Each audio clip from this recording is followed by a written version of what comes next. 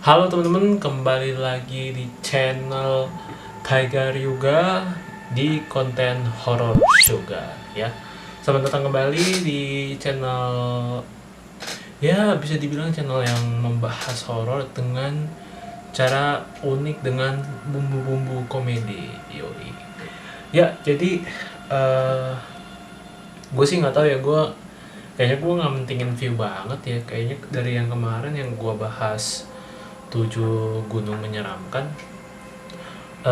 gue itu ngerasa ini kayaknya kontennya enak aja gitu dibahas karena tidak perlu modal ya. Jadi gue nggak perlu beli bahan-bahan makanan. Gue tinggal ngomong begini, nemu hal-hal unik di Twitter yang berbau dengan horor atau mungkin pengalaman diri sendiri, ya gue ceritain aja di sini gitu loh.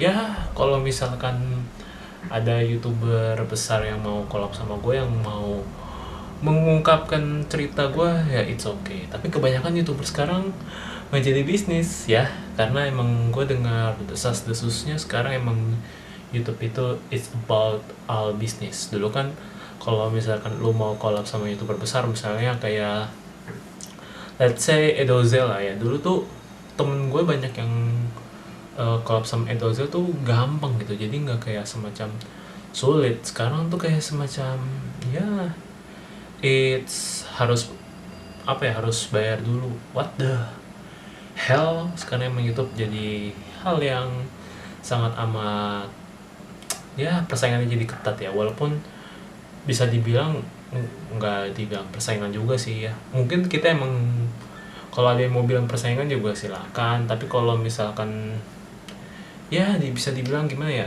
ya semua orang itu punya pemikirannya masing-masing ya. Kalau gue sih ya emang bisa dibilang cukup sulit juga sih buat naik ke atas ya, karena apa ya, misal youtuber 100.000 subscriber aja belum tentu dikenal banget gitu loh.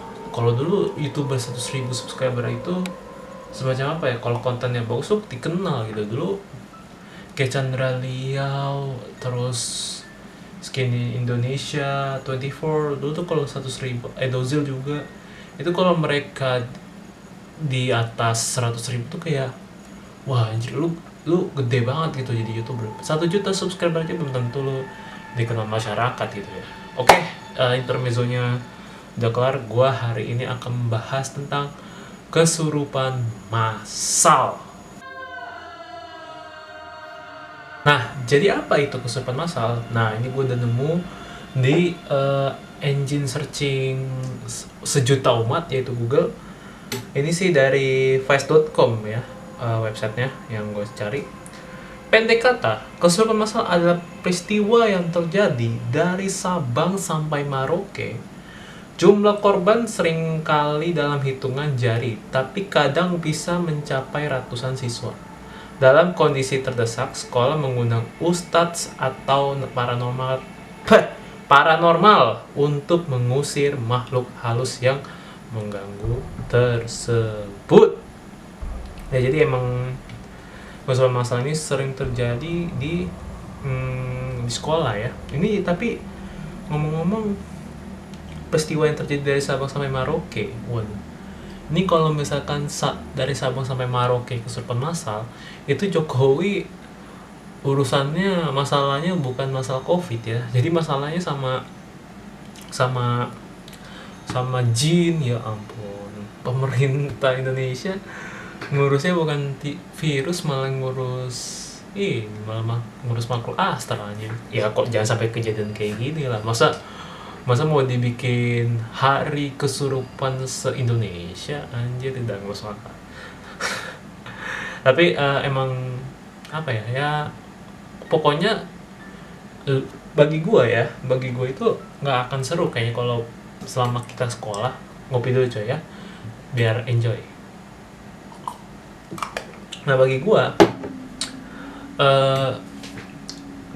nggak seru pengalaman sekolah itu kalau kita nggak ada hal-hal mistis yang bisa kita ungkit gitu, atau cerita yang bisa kita ceritakan, entah ke teman tongkrongan, ke cycle baru, ke keluarga kita nanti. Itu menurut gua seru aja gitu kalau ada hal-hal mistis dari sekolah, karena emang sekolah itu tempat yang sangat apa ya, yang sangat sering terjadi gitu di ini ya, apa ya, pokoknya sekolah itu juga banyak juga tempat-tempat yang sakral yang nggak bisa didatengin, kayak gudang sekolah. Gudang sekolah tuh serem bagi gue ya. Dulu tuh gue ada gudang sekolah yang isinya tuh naro-naro bangku sama tempat eh, apa ya, jadi gudang sekolah ini waktu SMP ya, gudang sekolah gue itu tempat-tempat buat naruh bangku yang entah patah, atau mungkin nanti misalkan ada tempat yang nggak cukup tempat duduknya, tempat mejanya, jadi ditaruh di situ. Dan di situ juga sering terjadi apa ya, tempat orang buat tempat guru-guru kalau misalkan siswa terutama cowok itu pakai kaos warna lain. Jadi kalau seragam ya kan, kalau SMP itu putih biru tua. Nah, lu nggak boleh pakai dalaman lain selain warna warna putih. Kalau lu warna putih misalkan lu dalamnya apa ya, ya Indomaret, ya bodo amat gitu ya. Tapi kalau misalkan lu bajunya hitam terus mereknya Supreme, ya sayang juga dong. Anjir, udah beli baju puluhan juta disita guru dong. Anjir. Nah, keserupan masalah ini biasanya terjadi di apa ya, di sekolah menengah pertama SMP atau SMA atau SMK juga ada. Nah, kalau SD itu jarang ya, bagi gue jarang ada, karena anak SD itu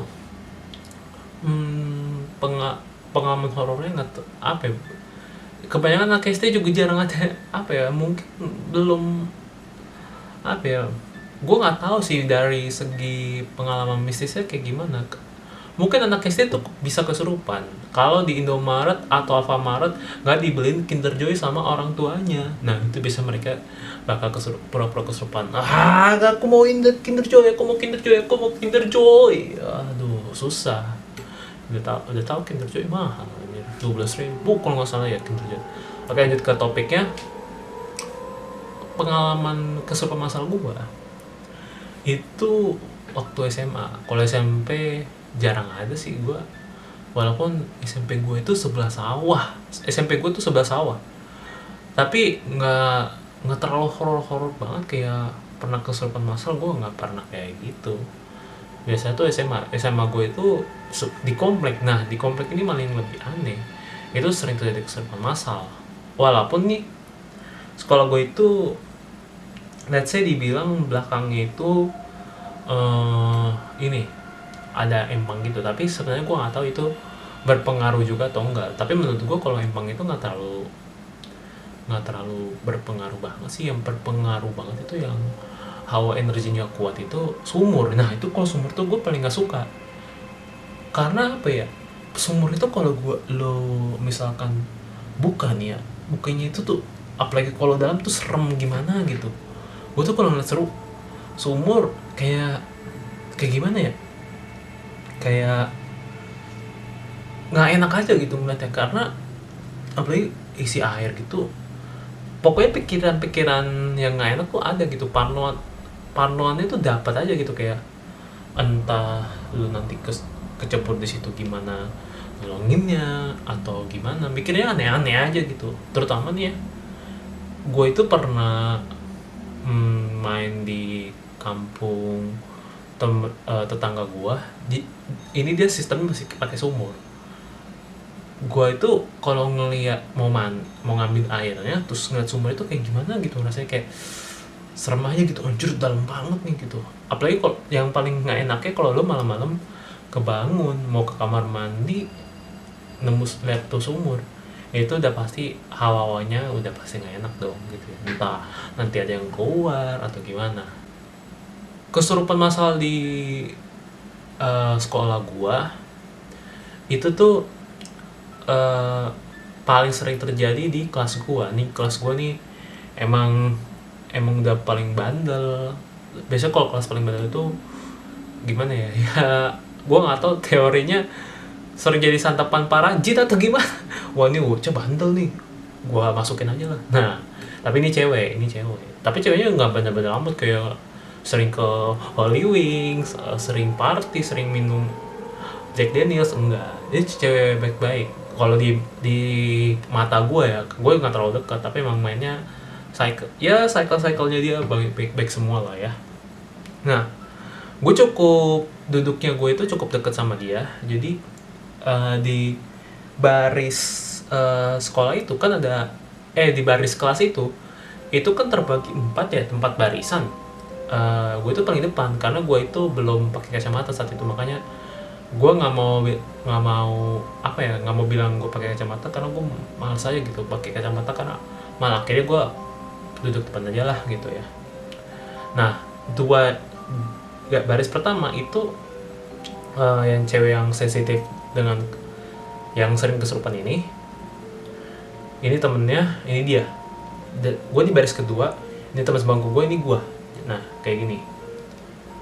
Nah gini aja lah, jadi kalau mau kayak ini ntar gue goyang 2 jari lagi. Waduh.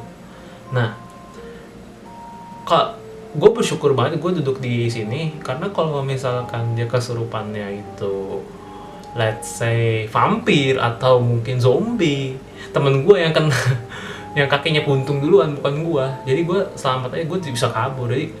Jadi kalau misalkan terus teman gue yang disikat, gue tinggal kabur aja anjir.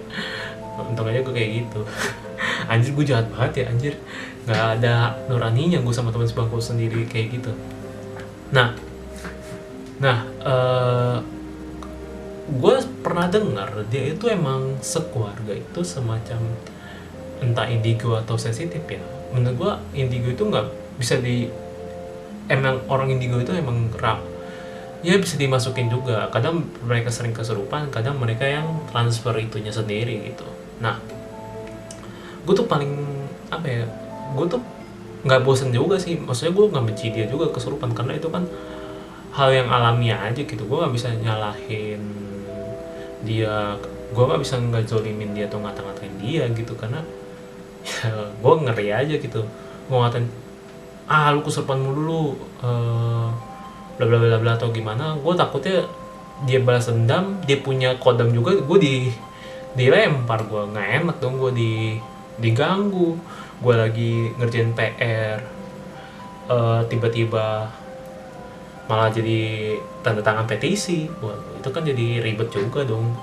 Gue jadi hal yang rumit lah. Makanya gue tuh nggak terlalu deket dan cuek aja gitu sama dia. Gue nggak tahu dia kesurupan keberapa hingga jadi masalah. Kesurupan yang awalnya ya dia sendiri dulu, terus habis itu semua kelas berdoa, baca-baca gitu. Biasanya tuh kalau misalkan hari Jumat ya, biasanya kalau hari Jumat itu paling ya bisa dibilang hari yang bisa mengantisipasi itu, karena kita kan kalau sekolah negeri atau sekolah yang mayoritasnya Islam itu pasti bawa Quran buat yasinan, entah buat apa gitu. Nah kalau hari biasa itu ya cuma baca doa aja gitu. Gue nggak tahu baca doanya mereka kayak baca surat-surat apa gitu. Tapi kalau misalkan hari Jumat dia kesurupan, ya solusinya ya dengan cara kita kita buka Al-Quran rame-rame. Biasanya sih disuruh guru, tapi kalau misalkan nggak ada guru terus tiba-tiba ya pasti ketua kelas tanggung jawab manggil guru. Tapi kalau misalkan dia rada-rada kayak gitu, atau mungkin nggak ada guru sama sekali, mungkin antisipasinya teman-teman buka Quran dulu, kita saling baca-baca, ntar gue panggil guru. Jadi dia panggil guru. Nah biasanya sih lebih dominannya panggil guru duluan, karena namanya itu kan masih tergolong bocah ya, anak SMA ya, jadi kurang tahu dengan hal begituan. Nah karena dia di depan, mungkin kalau di tengah bangku gitu bisa melingkar, kayak let's say bisa dibilang kayak semacam eksorsis gitu. Jadi eh, pengeluaran auranya itu, aura atau ya pokoknya yang dirasukin itu bisa dikeluarin lah. Tapi menurut gue itu juga nggak terlalu efektif sih kalau baca-baca begituan. Pokoknya gue itu lebih cenderung tenang aja begitu masalah begituan, karena gue yakin ya itu juga pasti bisa keangkat sendiri lah. Gue juga kalau misalkan itu karena rame ya, jadi gue kalem. Kalau gue sendirian gue udah nggak ngerti lagi gitu. Untung aja dia kesurupannya teriak-teriak yang tadi gue bilang. Kalau kesurupannya jin pemakan darah, pemakan daging, gue udah nggak bisa ngapa-ngapain lagi selain nabok. Kayaknya gue mau nggak mau harus fighting meskipun dia cewek ya. Tapi itu kan bukan diri dia dong. Menurut gue itu sah-sah aja kalau lu mau ngelawan tiba-tiba dia nyerang sendiri gitu kan. Mau sampai lu babak belur pun ya gimana gitu.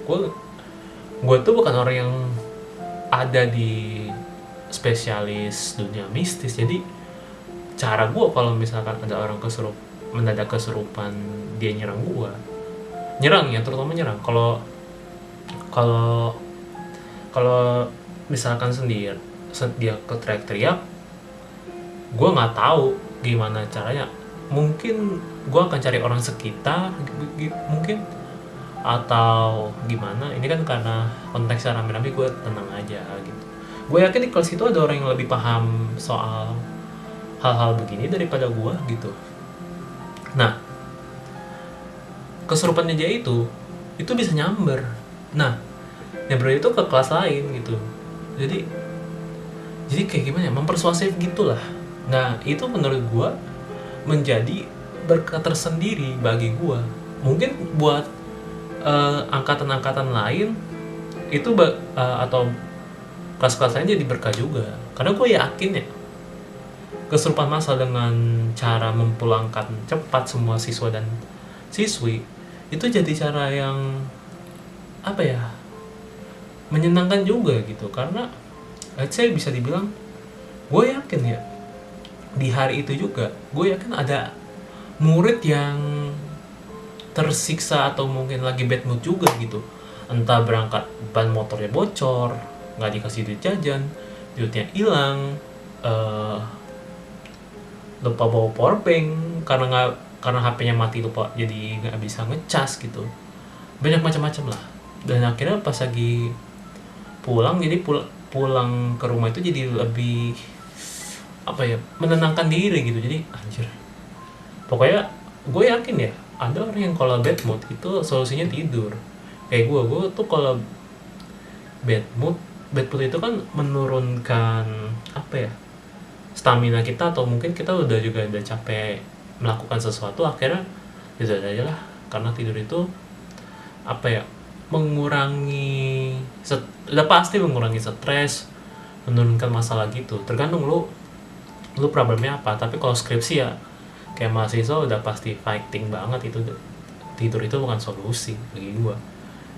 Bisa tidur tapi ya kecil gitu. Nah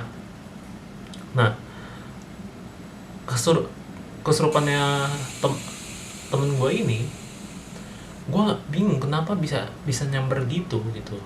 Mungkin teman-teman kalau ngerti tentang begituan bisa tulis di kolom komentar ya. Gue nggak ngerti, tapi menurut gue itu kayak dengan kesurupannya dia itu semacam apa ya, orang itu jadi kayak keikutan aja. Terutama buat orang-orang yang jago acting ya, gue yakin orang-orang yang jago acting tuh bisa jadi anjir, ada kesurupan nih, saatnya aku mau menunjukkan bakatku, yaitu kesurupan. Kesurupan. Jadi orang kesurupan yang pertama ini semacam apa ya, pondasi. Atau mungkin dianya itu udah rapat duluan mungkin sama temen yang sebelah kelasnya, kayak kita kan beda kelas nih, mungkin dia let's say-nya temen SMP gitu, kita kan ini nih apa ya, anak teater waktu SMP atau SD, gimana kalau kita bikin kesurupan massal nih, lu di sini kesurupan lu sih. Jadi semacam dibikin rapat dulu, dibikin grup chat dulu. Nah habis itu mereka kesurupan.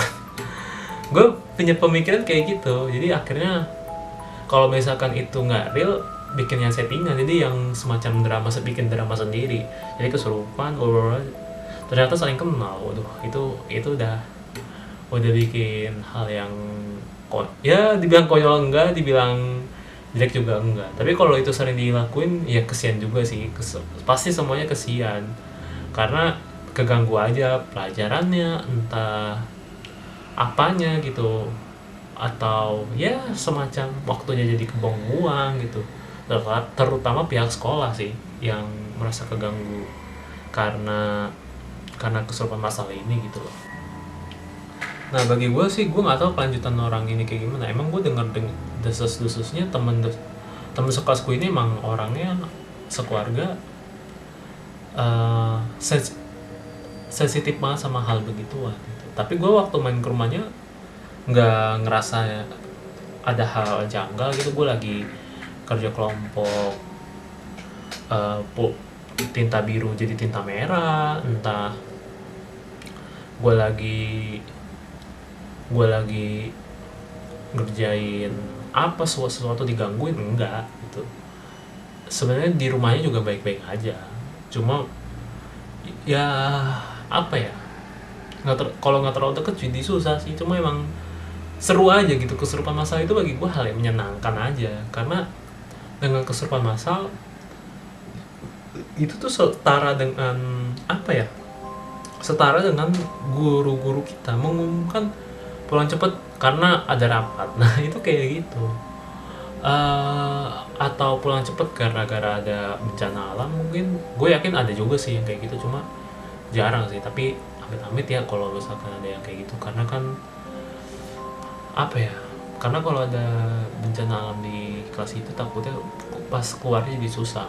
Kita aja kalau lagi di mall aja juga pasti susah dong kayak gitu. Nah kalau kesurupan massal kan masih oke lah ya, karena kalau kesurupan massal itu kita repotnya di bagian ngeluarinnya itu, bikin sadarnya lagi tuh susah gitu. Tapi emang kesurupan massal gokil sih. Gue di kampus nggak ada yang kayak gitu sih. Kampus jarang sih, walaupun desas-desusnya kampus kita serem atau gimana, atau ya jarang sih. Mungkin karena setan-setan ngelihat lebih baru masuk itu kayak ngerasa apa ya, anjir mahal banget nih kampus gedungnya, atau ya masuknya atau gimana lah, I don't know lah ya. Jarang banget sih ada kampus yang ada kesurupan massal, karena kan apalagi kalau kampusnya itu sistemnya kayak apa ya, gedung tingkat gitulah. Gedung tingkat gitu, jadi susah juga dong nuruninnya, bikin sadarnya gimana, susah gitu ya. Mungkin oke, itu aja cerita nggak jelas gua. Semoga teman-teman enjoy. Kalau teman-teman punya cerita horor atau referensi treat atau referensi 7 macam rumah angker atau gimana, boleh tulis di kolom komentar ya. Oke, mungkin nanti kedepannya gue bakal baca thread di Twitter lagi, jadi teman-teman subscribe dan nyalakan notifikasinya aja. Jangan lupa kasih like juga, lalu komen ya. Share juga ke teman-teman yang lain, karena sharing itu membuat nama saya jadi lebih besar lagi ya, semoga. Oke, see you next episode, bye.